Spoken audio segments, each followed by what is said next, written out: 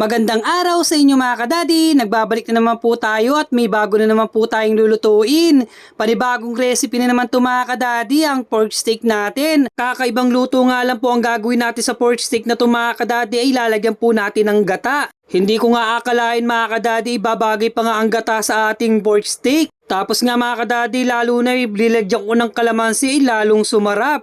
Siguradong itry nyo na ito mga kadadi, siguradong hindi po kayo magsisisi pag ito po ililuto nyo. Tara mga kadadi at ituturo ko sa inyo kung ano mga ingredients. Bago yun ay mag-intro muna tayo.